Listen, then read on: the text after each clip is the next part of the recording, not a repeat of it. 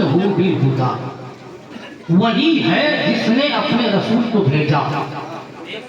ایمان سے بتائیے، اللہ نے یہاں اپنا کوئی صفاتی نام ذکر نہیں کیا۔ اللہ یہ فرماتا وہی رحمان ہے جس نے اپنے رسول کو بھیجا، وہ رب ہے جس نے اپنے محبوب کو بھیجا، وہ خدا ہے جس نے اپنے محبوب کو بھیجا، اپنے رسول کو بھیجا، وہ ستار ہے جس نے اپنے رسول کو بھیجا، وہ غفار ہے جس نے اپنے رسول کو بھیجا، وہ وہاب ہے جس نے اپنے رسول کو بھیجا، وہ قہار ہے جس نے اپنے رسول کو بھیجا، وہ جبار ہے جس نے اپنے رسول کو بھیجا۔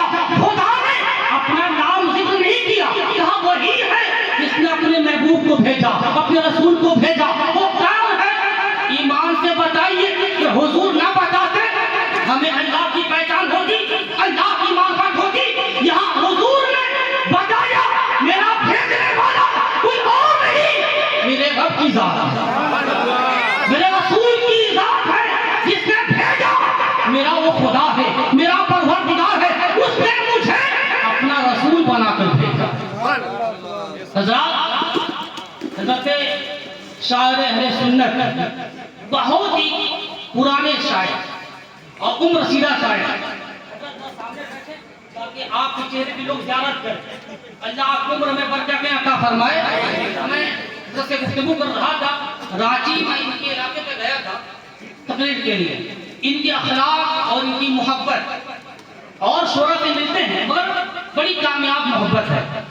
اپنے چھوٹوں پر جو شفقت ہوتی ہے، الحمدللہ اللہ تعالیٰ کی مرضی ہے کہ ان کو میں اللہ برکت عطا فرمائے۔ دیکھیں، آپ ملک کا یہ دورہ کرتے ہیں، آپ لوگ بھی اپنے وطن عزیز کی اکثر علاقوں میں آپ کا جانا آنا ہوتا رہتا ہے۔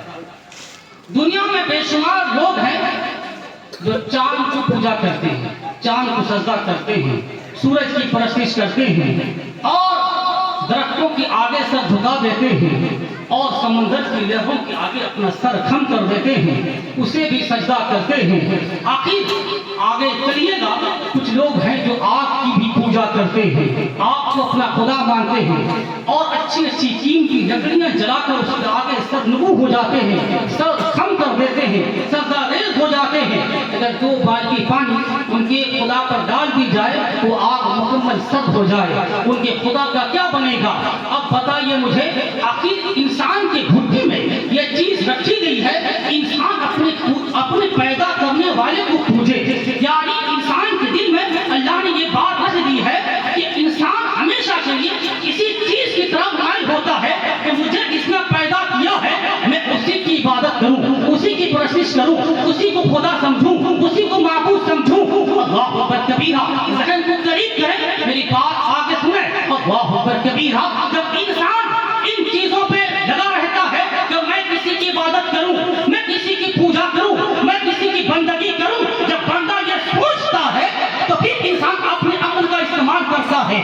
جب بندہ اپنے عقل کا استعمال کیا تو پھر جانور کو خدا سمجھ بیٹھا، جب بندہ اپنے علم کا استعمال کیا تو پھر درخت کو اپنا خدا سمجھ بیٹھا، جب بندہ اپنی صلاحیت کا استعمال کیا دریا کے آگے اپنا سر جھکا دیا، جب بندہ اپنی قابلیت اپنی ٹیلنٹ سے سمجھا اسے میں خدا سمجھتا ہوں، یہی میرا خدا ہے، یہی مجھے گوشت دیتا ہے، یہی مجھے کھلاتا ہے، یہی مجھے پلاتا ہے، جب بندہ یہ سوچ کر اس کی طرف مائل ہوتا ہے عقل انسانی وہی رہ جاتی ہے، وہی پھیل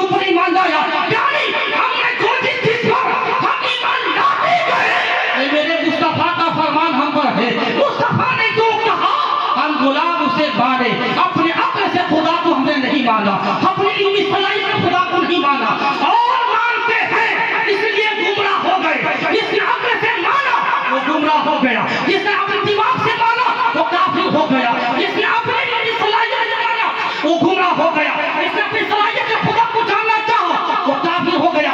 ورنہ دنیا میں بہت سے انجینئر ہیں, ڈاکٹر ہیں, بہت سے پروفیسر ہیں, بہت سے لیکچر ہیں. ہم نے دیکھا ان سبوں سے ہمیں خدا ان کے فرمان سے نہیں ملے گا, ملے گا میرے مصطفیٰ کے فرمان سے ہمیں خدا کا پتہ ملے گا. منزل ہمیں پانی ہے, درے مصطفیٰ سے ہمیں منزل مقصود پہنچنا ہوگا. حضرات محترم, تقریب فہم کے لیے ذہن قریب کریں, میں آپ کو بات سمجھاؤں. مثال کے طور آپ سمجھیں, فرض کریں میرے ہاتھ میں گلاب ہے, اور گلاب کے لیے آپ کہیں مولانا صاحب گلاب کا رنگ کیسا ہے, میں اس کو بتانے کے لیے آنکھ میں ہاتھ رکھ دوں اور پھر گلاب کے رنگ کو بتاؤں, نتیجہ غلط نکلے گا کہ نہیں؟ آپ نے کہا مولانا صاحب اس گلاب کا مزہ کیا ہے, دو چار پتے لے کر میں کان پہ گھماؤں اور پھر مزہ بتاؤں, نتیجہ غلط نکلے گا کہ نہیں؟ کیونکہ ذریعہ وہ نہیں تھا. آپ نے کہا اس کی خوشبو کیسی ہے, میں گلاب کے پتے تھے, دو چار پتے اٹھایا, زبان سے چبانے لگا, اور آپ کو اگر اس کی خوشبو بتاؤں, نتیجہ غلط نکلے گا کہ نہیں؟ کیونکہ یہ خوشبو بتانے کا محل نہیں ہے, خوشبو بتانے کی وہ جگہ نہیں ہے. خوشبو بتائی ناک سے جاتی ہے, خوشبو بتائی ناک سے سن کر بتائی جاتی ہے, مزہ منہ سے بتایا جاتا ہے. پتا چلا جس نے خدا کو جاننا چاہا اس نے جو ذریعہ استعمال کیا, جو ذریعہ لیا وہ عقل کا ذریعہ لیا, اپنی علمی صلاحیت کا ذریعہ لیا. خدا کو جاننا تھا تو مصطفیٰ کے دروازے پہ آتا, نبی کے دروازے پہ آتا, میرے رسول پہ آتا, پھر مصطفیٰ جو کہے گے اس پر عمل کرتا, خدا بھی مل جاتا, آخرت بھی سمجھ جاتا. ہم مسلمان اس لیے ہیں کہ مصطفیٰ جان احمد کے کلمہ پڑھنے والے ہیں, نبی کے شہدائی ہیں, مصطفیٰ کے فالوور ہیں, مصطفیٰ کے غلام ہیں. جو آج کے دور میں مصطفیٰ کا غلام ہے وہی جان و حقیقت میں کامیاب ہے. حضرات محترم, بس ذہن قریب کریں, وقت بہت مختصر ہے, باتیں آپ کے لیے میں آپ کو بتاؤں. آج لوگ کہتے ہیں توحید کا باب بہت جلدی مکمل ان کا ہو جاتا ہے, ہمارے لیے ہے توحید کا باب مصطفیٰ کو چھوڑے کچھ نہیں مکمل ہوتا. حضور کو چھوڑے کوئی خدا تک نہیں پہنچ سکتا. حضرت موسیٰ علیہ السلام ہیں, حضرت موسیٰ علیہ السلام ہیں, فرعون اپنی مکمل سلطنت کی جاہ و جلال کے عالم میں بیٹھا ہے, بہت سر چڑھ کے بول رہا تھا اللہ اکبر کبیرہ. حضرت موسیٰ علیہ السلام سے فرعون نے کہا موسیٰ تیار ہو جاؤ, تمہاری جادوگری اپنے چلے گی. سمجھا اللہ کے نبی کوئی جادوگر ہے, اس نے اپنی جادوگر تیار کی. قرآن پاک میں پورا اس کا واقعہ ہے. حضرت موسیٰ کے مقابلے میں اس نے جادوگر تیار کیے. بہت مشہور اور معروف اس وقت کے ٹیلنٹ جو جادوگر تھے ان کو کھڑا کیا اور حضرت موسیٰ کو دعوت دی, آ جاؤ میرے جادوگر آگے سامنے آ جاؤ. حضرت موسیٰ آئے, مگر دیکھیے اللہ اکبر کبیرہ, وہ جادوگر جو کھڑے تھے حضرت موسیٰ کو دیکھا, دیکھ کر وہ اس چیز کی احساس کی عام بندہ نہیں ہے, یہ ہماری طرح جادوگر نہیں ہے. انہوں نے حضرت موسیٰ کو دیکھ کر جو بیٹھے تھے ادب سے کھڑے ہو گئے اور کہا, سر جوڑ کر ادب سے کہا آپ کوئی کرتب دکھائیں گے یا ہم دکھائیں, آپ ہمیں اجازت دیں. علماء فرماتے ہیں ان جادوگروں کا یہی ادب تھا جو ان کو ایمان لانے پہ مجبور کر دیا. نبی کی تعظیم, نبی کی تعظیم اور ان کا ادب انسان کو مومن بنا دیتا ہے. بے دین کافر ہو مصطفیٰ سے محبت کر لے, اللہ اس کے دل میں ایمان راسخ فرما دیتا ہے. دیکھیے وہ کافر اب تک بے دین تھے, وہ جادوگر تھے, کہتے موسیٰ کی تعظیم میں کھڑے ہو گئے, ادب میں کھڑے ہو گئے. کہتے موسیٰ سے اجازت چاہیے, آپ ہمیں اجازت دیں, ہم کرتب دکھائیں یا آپ دکھائیں؟ نہیں تم دکھاؤ. حضرت موسیٰ نے جیسے اجازت دی انہوں نے کرتب دکھانی شروع کی. کیا کرتب دکھایا؟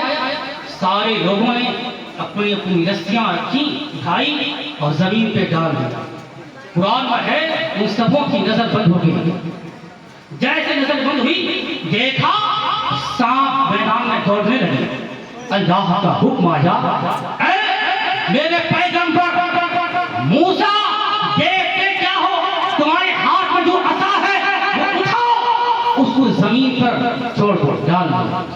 جیسے کہ موسیٰ علیہ السلام نے عصا کو اٹھایا اور زمین پر رکھا, وہ سانپ بن گیا.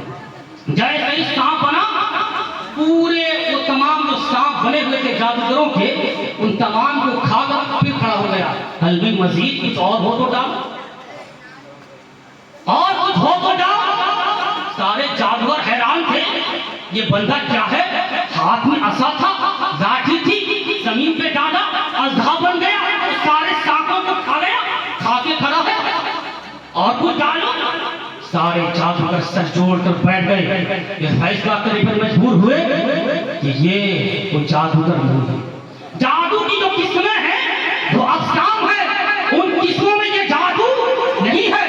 یقیناً یہ اللہ کا نبی ہے, یہ معجزہ ہے, یہ جادو نہیں ہے. محمد کبیرہ وہ جادوگر سر جوڑ کر بیٹھ کر فیصلہ کیے ہمیں کرنا کیا چاہیے. سبوں نے سجدہ دے دیا کہ موسیٰ کے آگے سر ڈال دی, زمین پر سجدہ کیا اور سب نے کہا قالوا آمنا برب العالمین, اے عالمین کے رب ہم ایمان لاتے ہیں.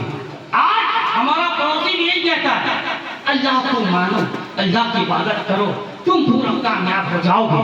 اللہ کو مانو.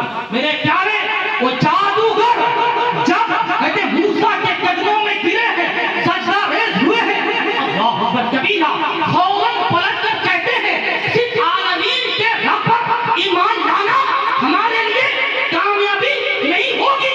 وہ فوراً کہتے ہیں ربی موسیٰ و ہارون, ہم موسیٰ اور ہارون کے رب پر ایمان لاتے ہیں. صرف عالمین کے رب پر نہیں بلکہ موسیٰ اور ہارون کے رب پر ہم ایمان لاتے ہیں. اللہ اکبر کبیرہ. کہتے ہی وہ جادوگر یہ کہتے ہیں ہم ایمان لائے موسیٰ اور ہارون کے رب پر. اللہ اکبر کبیرہ. ہم آج بزرگان امام احمد رضا کے, بزرگان حضرت مجاہدین ملت کے ہم غلام کہتے ہیں. ہم بھی یہی کہتے ہیں جیسے موسیٰ کے غلام کہتے ہیں کہ ہم ایمان لائے موسیٰ اور ہارون کے رب پر. ہم کہتے ہیں کہ ہم ایمان لائے محمد رسول اللہ صلی اللہ علیہ وسلم کے رب پر ہم ایمان لاتے ہیں. جو صرف حضور پر ایمان لائے نہیں کہ اللہ پر ایمان لایا, اس کا ایمان کامل نہیں ہے. حضور کو چھوڑ کر کامیابی نہیں ملتی, ملے گی کب بڑے مصطفیٰ کی غلامی سے کامیابی. توحید مقبول منظور محبوب کب ہوگی, جب اس کا مقدمہ تبھی پورا ہوگا جب حضور کی غلامی کا قلادہ, ان کی محبت ہمارے سینے میں اچھی طرح رس جائے. حضرات اب یہ توحید کے سلسلے سے اور بات تھوڑی سی سن لیں. آپ دیکھیں ایک صحابی رسول ہیں حضرت خزیمہ. ایک واقعہ ہے, اگر کوئی, کیونکہ یہ اہل علم کا مجمع ہے, میری باتیں ہمارے علماء بھی سنتے ہیں اور آپ بھی سن رہے ہیں. بات اس کے خلاصہ کر دوں, یہ تو میری پشت پناہی کے لیے بیٹھے ہیں, یہ سب جانتے ہیں, آپ کو تو بتانا مجموع ہے. اب یہ دیکھیں کتاب کا نام ہے الامن والعلا, اور اس حدیث کی کوئی نشید و فریض جاننا چاہے, سمجھنا چاہے مولانا غلام غانی صاحب, تو اس کی آپ وہاں کوئی آدمی چلنا چاہے تو پڑھ سکتا ہے اس حدیث کی نشید و فراز میں. سرکار دیکھتے الامن والعلا میں کہ حضور نے ایک عربی سے گھوڑا خریدا. جب گھوڑا خریدا تو جو رقم طے کیا, آپ نے رقم دے دی, اس نے گھوڑا دے دیا. کچھ دن گزرے, وہ عربی حضور کی بارگاہ میں آیا کہ اے محمد صلی اللہ علیہ وسلم, مجھے آپ وہ گھوڑا دے دیجیے. کیسے, تم نے وہ گھوڑا مجھے بیچا تھا. کہا کب بیچا, آپ کے یہاں گھوڑا ہے, میں لینے آیا ہوں, مجھے گھوڑا دیجیے. کہا تم نے گھوڑا بیچا, میں نے خرید لیا, پھر گھوڑا لینے کیوں آ گئے. کہا کیسا گھوڑا بیچا, کوئی گواہ ہو تو لے کے آؤ. اب سارے, اب بتائیے اگر وہ پوچھ رہا ہے کوئی گواہ ہے, ہماری خرید و فروخت میں کوئی گواہ بیچ میں ہے, कि हो बुलाओ। हुजूर के पास कोई गवाही नहीं था। बात उस आरामी से रसूल पाक सल्लल्लाहु अलैहि वसल्लम की लंबी हो गई। हुजूर कहते तुमने बेचा था, मैंने खरीदा, फिर गवाह कहां से लाऊं? वो कहता अगर घोड़ा नहीं देते हैं तो गवाह लाइए। अल्लाह अकबर कबीरा। हुजूर की बात उस आरामी से हो रही थी, धीरे धीरे सहाबा इकट्ठा होते रहे और जो सुनते अराबी कह रहा है घोड़ा मेरा है मुझे दीजिए, हुजूर कहते मैंने इससे खरीदा घोड़ा तुम अभी तो ये वो कहता गवाही पेश कीजिए। सारे सहाबा चुप। अब गवाही के लिए हुजूर ने फरमाया बिन देखे गवाही कोई किसी की न दे। अगर बिन देखे कोई गवाही देता है यकीन जान ले उसका ठिकाना जहन्नम है। इरशाद रसूल पाक सल्लल्लाहु अलैहि वसल्लम सहाबा के पेश नजर सब खामोश है। मजमा धीरे धीरे बढ़ता गया, सहाबा इर्द गिर्द जमा हो गए। एक सहाबी आए दूर से, देखा सहाबा किराम का मजमा, रसूल पाक सल्लल्लाहु अलैहि वसल्लम तशरीफ फरमा, सहाबा किराम खड़े हैं, बात क्या है? आए पूछा एक से क्या बात है, ये क्यों ऐसी मजलिस, ये क्यों इस तरह की इज़्तिहाम है, लोग इस तरह इकट्ठा क्यों है, क्या बात चल रही है? एक सहाबी ने कहा हुजूर ने आरामी से खरीदा था घोड़ा, अब आ गया कि मुझे घोड़ा दो। हुजूर ने कहा मैंने खरीद लिया था, अब वो गवाही तलब कर रहा है, हुजूर के पास कोई गवाह नहीं। उस सहाबी का यही बात है। कहा हाँ, का मजमा हटो, लोगों को दूर किया, अब आप आगे गए। सहाबी का ईमान देखिए, अल्लाह की बारगाह में दुआ कि अल्लाह उस सहाबी ये रसूल की तमाम सहाबा के नाले के सदके हमारे ईमान को भी अल्लाह नूरानी अता फरमाए, वो नूर अता फरमा दे। उस सहाबी को अल्लाह ने नूर अता फरमाया। अल्लाहु अकबर कबीरा। उस सहाबी मजमू को चीरते हैं, आगे बढ़ते हैं, इराबी को पकड़ा, बोल तू क्या जानना चाहता है? कहा मुझे घोड़ा चाहिए। क्यों चाहिए? तुमने मेरे नबी को घोड़ा नहीं बेचा? कहा घोड़ा नहीं बेचा। कोई गवाही हो तो लाओ। कहा मैं गवाही देता हूँ तूने मेरे नबी को घोड़ा बेचा था। मैं गवाही देता हूँ कि सारे सहाबा सुने ये कह रहे हैं कि मैंने हुजूर की गवाही मैं दे रहा हूँ तूने हुजूर को घोड़ा बेचा है। सारे सहाबा महवे हैरत थे, ये तो यहाँ नहीं थे। उस वक्त से हुजूर खामोश है, कोई गवाह नहीं। ये आके कह रहे हैं मैं गवाही पेश कर रहा हूँ, हुजूर का मैं गवाह हूँ तुमने हुजूर को घोड़ा बेचा था। सारे सहाबा खामोश, वो आरामी शर्मिंदा हुआ, चला गया। हुजूर ने पूरे मजमे को इकट्ठा किया। सुनो, कोई सरदार खुश होगा, कोई बादशाह खुश होगा, कोई वजीर खुश होगा, क्या देगा? पैसे देगा। इनाम में क्या देगा? पैसे देगा, दौलत देगा, हुकूमत देगा, खुशी में कुछ भी दे सकता है। मेरे आका जब खुश हुए हैं, रहमते मुस्तफा जब जोश में आई है, दरियाए करम में जोश में आया है, मेरे मुस्तफा फरमाते हैं गुलामों सुनो, मेरे सहाबी में जो काम किया आज मैं मोहम्मद इनाम देने लगा। कहा इनाम क्या दोगे? सरकार ने फरमाया सुनो मेरे सहाबी, जब कहीं गवाही की जरूरत पड़े मेरा खुजामा जहां गवाही अकेला देगा, दो गवाह के कायम मकाम उसकी एक गवाही होगी। दो गवाही के कायम मकाम उसके अकेले की गवाही होगी। अल्लाह अकबर कबीरा। आज वो कहते हैं मुस्तफा की गैब की बात, निगाहे रसूल देखो। अल्लाह अकबर कबीरा। जब मामला खत्म हो गया, सारे सहाबा जाने लगे। सहाबा पकड़ जो सहाबी घर के हुज़ैमा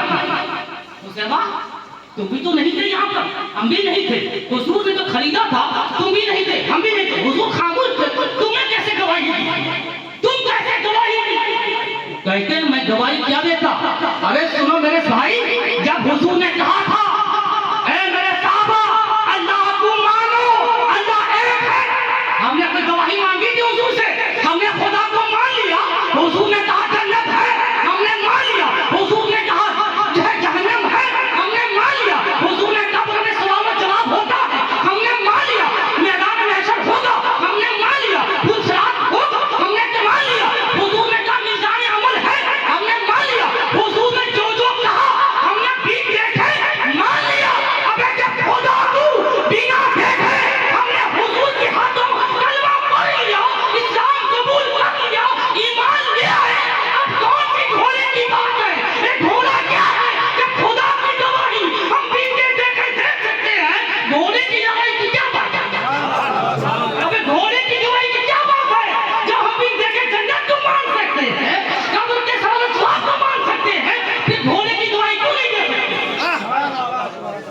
حضرات محترم بس جو ہے آخری بات میں پیش کروں تاکہ یہ اہل علم کا محفل ہے، جملے جو آئیں گے آپ سمجھ نہیں پائیں گے، میں سمجھتا ہوں یہ ہے کیونکہ جہاں علماء ہوتے ہیں یہ بات ایسی ہوتی ہے پیچھے سے تو میں سمجھ جاتا ہوں. تو یہ ہے میں یاد کر رہا تھا جب یہ بات آگے بڑھی ایک وقت آیا حضرت حذیفہ ابن یمان ایک صحابہ رسول ہیں تو حذیفہ انہوں نے ملک کا دورہ کیا، بغداد، عراق، شام، علاقہ آپ نے دورہ کیا. دورہ کرنے کے بعد مدینہ شریف آئے. حضرت عثمان غنی کا دور خلافت ہے. آپ آتے ہیں کہتے ہیں حضور قرآن پاک کو بڑی تبدیلی آ رہی ہے، لوگ جو ہے قرآن پاک کے حرفوں کو بدل بدل کر پڑھ رہے ہیں، اس کو لغت قریش پر جمع کر دیا جائے. آپ کی توجہ علماء توجہ دیتے ہیں تو بات کرنے میں تھوڑی اچھی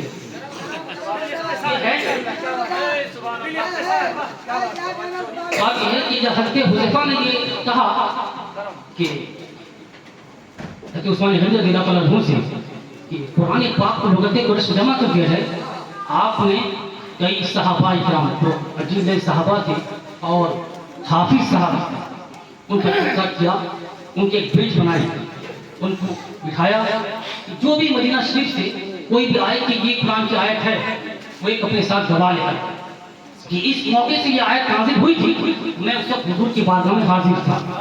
ہر ایک صحابی جو آیت قرآن کے لے کے آتے تھے اپنے ساتھ ایک گواہ لاتے تھے اور قرآن کے نسخے لکھے جاتے تھے، پارے جو ہے رقم کیے جاتے لکھے جاتے تھے. آج جو پارے اس طرح ہیں حضرت عثمان غنی رضی اللہ عنہ کے زمانے میں اس طرح کی ترتیب دی جا رہی تھی.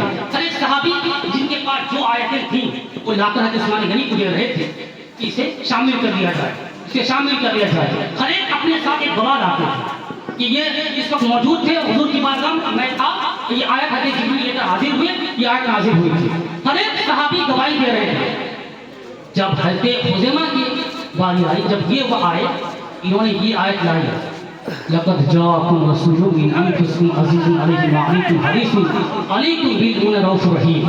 جب یہ آیت لے کر حضرت خزیمہ پہنچے، جب یہ آیت لے کر حضرت خزیمہ پہنچے ہیں تو جو موجودہ صحابہ جو آیتوں کو لکھ رہے تھے دے رہے تھے انہوں نے جو ہے ان سے مطالبہ کیا کہ اس کے لیے دو گواہ چاہیے. قرآن کی آیت لکھی جائے گی، آپ کہہ رہے ہیں لکھیں، کیونکہ زبان وہاں کوئی تھی، عربی زبان تھی. انہوں نے اس کو شامل کرنے کے کہا ایسا ہے کوئی گواہ لائے، کوئی گواہ لائیے. انہوں نے کہا گواہی کو میرے پاس تو کوئی گواہ نہیں، گواہی نہیں لائیں گے تو آیت شامل کیسے کی جائے، قرآن کیسے لکھی جائے گی. میرے مصطفیٰ کی نگاہ کو دیکھیں، غیب رسول کے غیب دانی کو دیکھیں، علم رسول کو دیکھیں، علم غیب مصطفیٰ کو دیکھیں. اللہ اکبر. مصطفیٰ صلی اللہ علیہ وسلم کی بارگاہ میں جب یہ آیت نازل ہوئی خزیمہ اکیلے بیٹھے تھے اور حضور نے یہ کہہ دیا جہاں میرا خزیمہ اکیلا گواہی دے کہ اکیلے کی گواہی جو کہ قائم مقام ہے. اب انہوں نے کہا اس صحابی سے قرآن کو شامل کر لے، بے خوف شامل کر لے. کیوں؟ اس لیے میرے نبی نے میرے تعلق سے فرمایا ہے جہاں خزیمہ اکیلا گواہی دے وہ گواہی کے قائم مقام ہے. اس آیت کو قرآن میں شامل کر لیں. انہوں نے اس کو شامل کر. یہ ہے نگاہ مصطفیٰ. اللہ اکبر کبیرہ. توحید کا باب اس وقت مکمل ہوتا ہے یعنی جب مصطفیٰ کی غلامی کا پٹا بندہ گلے میں ڈال لیتا ہے تو پھر توحید کا باب مکمل ہو جاتا ہے. حضرات یاد رکھیں مکتوبات ربانی میں ایک واقعہ پڑھا تھا، بات ہے پیش کر دوں بڑے آپ کو یہ علم میں آپ کا اضافہ ہو جائے. چلتے چلتے سر 10 یہ بات سن لیں. وہ مکتوبات ربانی میں خط آیا کہ بندہ پہلے کافر ہوتا ہے بعد میں مومن ہوتا ہے. مجدد الفسانی نے اس کا جواب دیا کہ اب لکھنے والا جو تھا سوال کہ بندہ پہلے کافر ہوتا ہے اور پھر بعد میں مومن ہوتا ہے، سوال بڑا ٹیڑھا تھا. انہوں نے کہا یہ کسی بندے کا قول نہیں بلکہ اللہ کا یہ فرمان ہے. کہا کیسے؟ کہا فَمَن یَکْفُرْ بِالطَّاغُوتِ جسے شیطان کہہ دے یہ کافر ہے تو اسلام کہے گا یہ مسلمان ہے. جسے شیطان کہے یہ کافر ہے اس کو اسلام کہے گا یہ مومن ہے. اور جسے بدماش کہے کہ یہ برا ہے تو سمجھ لیجیے وہ آدمی اچھا ہے. کیوں؟ اس لیے کہ بدماش کو بدماش لگے گا. اب اچھا آدمی وہ اچھوں کی نظر میں ہوگا اور شیطان کی نظر میں جو کافر ہے وہ اسلام کی نظر میں وہ مومن ہے. بات سمجھ میں آ گئی؟ ایک بات واضح کر دوں, حضرت امام اعظم, بس یہ بات میری آخری ہوگی, اس کے بعد اختتام پر چلوں گا, بس آخری گفتگو ہے. حضرت امام اعظم کے استاد ہیں حضرت امام اعمش. تو حدیث کے معاملے میں حضرت امام اعظم جب حدیث سیکھنے کے لیے چلے تو مدینہ شریف کوفہ سے آ گئے. امام اعمش سے علم حدیث سیکھ رہے تھے, اپنا ایک حجرہ لیا, علم حدیث سیکھ رہے تھے, حدیث کی تعلیم حاصل کر رہے تھے. امام اعمش ایک رات اپنے گھر میں تھے, اپنی بیوی سے کوئی نوک جھوک ہو گئی. ہر مرد کی بیوی سے تھوڑی سی اونچ نیچ ہو جاتی ہے. مولانا غلام صاحب اس سے واقف ہیں, شادی شدہ زندگی گزار رہے ہیں, زیادہ یہ واقعیت رکھتے ہوئے تجربہ کار عالم ہے. تو یہ ہے کہ جب یہ نوک جھوک ہوتی رہی تو امام اعمش نے بیوی کو تنبیہاً کہا فجر کی اذان ہو جائے گی, فجر کی اذان ہونے تک اگر تم نے اس سے بات چیت نہ کی, گفتگو نہ کی تو تمہیں طلاق امام اعمش نے یہ بات کہہ دی. بیوی ٹھان لی جو ہوئے مولوی سے جان چھوٹی. انہوں نے کہہ دیا فجر کی اذان تک اگر بات نہ کرو گی تو تمہیں طلاق ہو جائے گی. تو اب بیوی جو ہے اب اطمینان رہی. اب یہ مولانا صاحب, محدث صاحب, حدیث کے عالم, اب یہ سو رہے ہیں, دیکھ رہے ہیں بات ہی نہیں کر رہی. اب یہ پریشان تھے کہ بیوی بات ہی نہیں کر رہی ہے. اب یہ پریشان, اللہ کبیرہ, اب یہ سوچے کہ میں نے تو فتویٰ دے ہی دیا ہے کہ فجر کی اذان تک بات نہیں کرو گی طلاق پڑ جائے گی.